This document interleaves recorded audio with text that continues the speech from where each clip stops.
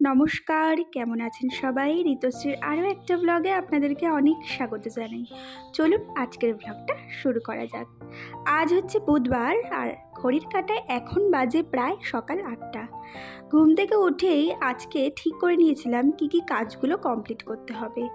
আজকে কিছু টয় আছে, মানে কিছু পুতুলগুলো রয়েছে, সেই পুতুলগুলোকে আজকে একটুখানি ধুতে হবে। আর এই দেখুন, জানলার এই পর্দাগুলোর মধ্যে না বেশ ভালো ধুলো পড়েছে, জানেন তো। তার চোখে পড়াতেই সেটা আজকে ভালো করে পরিষ্কার করে নিচ্ছি, মানে এই জায়গাটা আজকে ভালো করে পরিষ্কার করে নিচ্ছি। আর খাটের ওপরে ওই একটা পুতুল থাকে না, মানে ওই হাতি, যেটা আমি আমার বালিশের ওপরে রাখি, সেই পুতুলটাও প্রায় অনেক দিন হয়ে গেছে পরিষ্কার করা হয়নি, তো সেটাকেও আজকে ধুয়ে দিয়েছি। মানে এগুলোকে কিন্তু আমি আজকে হচ্ছে 2 দিন ধরে এগুলোকে আমি ভিজিয়ে রাখবো। তাহলে যেহেতু এটা পুতুল তো এগুলো কোনো রকমভাবে ডলাডলি কিছুই করা যাবে না। ভিজিয়ে রাখলে কি হবে, ওই নোংরাগুলো সব বেরিয়ে যাবে, ব্যাস। তারপর ভালো জল দিয়ে ওটার মধ্যে প্রেস করে, খারাপ জলটা বার করে ভালো জল দিয়ে ধুয়ে ওটাকে রোদে শুকাতে দিয়ে দেবো। আর এটা শুকোতেও হবে 2-3 দিন ধরে, জানেন তো, নয়তো কিন্তু পুরোটা কমপ্লিট হবে না। দেখুন, ঘরের কাজবাজগুলো সেরে বেডটা পরিষ্কার করে এবার কিন্তু ছেলেকে খাইয়ে নেওয়ার পালা। ওই ধরুন 10টা থেকে 10:30টার মধ্যে আমি আমার ছেলের ব্রেকফাস্টটা করিয়ে দিই। তারপর নিজের ব্রেকফাস্ট সেরে সোজা চলে এসেছি কিন্তু রান্নাঘরে। এরপর হচ্ছে রান্নার পালা। আজকে রান্না করব তেল পটল, আর ওখানে হচ্ছে ভেন্ডি আর আলু ভাজা আর কাঁকরোল ভাজা। এটাই হাজব্যান্ডকেও টিফিনে তাই দিয়ে দিয়েছি। আর দেখুন, এখানে কিন্তু আমি করে নিচ্ছি হচ্ছে মশলাটা ভালো করে আগে কষিয়ে নিচ্ছি।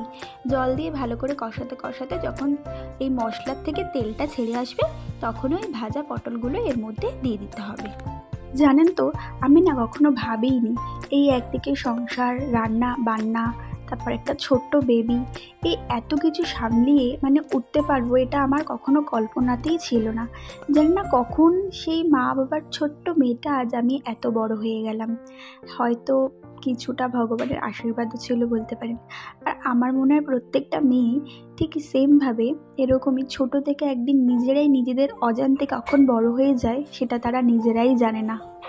সেই ছোট্ট মেয়েটা যে কিনা নিজের বাপের বাড়িতে 1 গ্লাস জল গড়িয়েও খেত না, ওই জলটুকু খাওয়ার জন্যও তাকে তার মাই এসে হেল্প করতো। আর সেই মেয়েটাই আজ আমি নিজের সংসার নিজে সামলাচ্ছি। ভীষণ ইচ্ছে ছিল, জানেন তো, নিজের একটা সুন্দর পরিপাটি একটা গোছানো সংসার থাকবে। আর হয়তো সেটা হয়েওছে, কিছুটা হয়তো নিজের কর্মের ফল থেকে, বা কিছুটা বলতে পারো নিজের পরিশ্রম থেকে।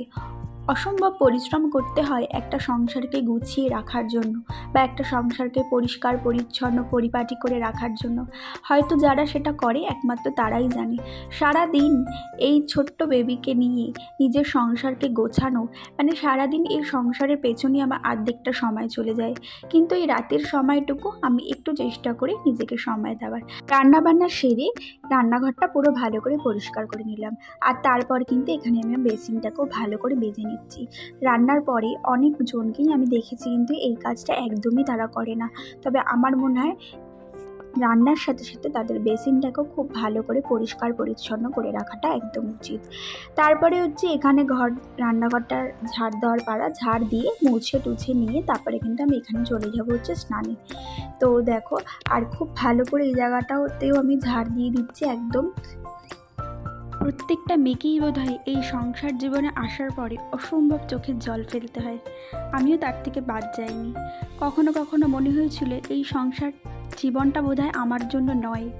কিন্তু যাই হোক, আজকে এরম করতে করতে আমি 2 বছর আমার হাজব্যান্ডের সাথে কাটিয়ে দিলাম। খুব শীঘ্রই আমাদের সেই শুভ দিনটা আসতে চলেছে।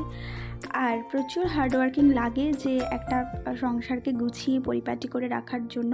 সেই গল্প আপনাদের সাথে অন্য একদিন শেয়ার করব।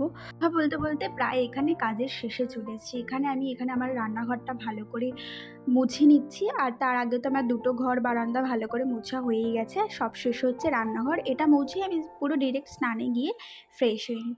তোমাদের সাথে কথা বলতে বলতে দেখা হচ্ছে আবার এই রাত্রিবেলা। অঝোরে বৃষ্টি হচ্ছিল, ওয়েদারটা পুরো চেঞ্জ হয়ে গেছিলো। আর ওই দেখতে পাচ্ছ, ওটা হচ্ছে আমার শ্বশুর বাড়ি। তো চলো বন্ধুরা, আজকের ব্লগটা এইটুখানি। তোমরা সবাই খুব ভালো থেকো, সুস্থ থেকো, সবাইকে ভালো রেখো। Tata, bye bye.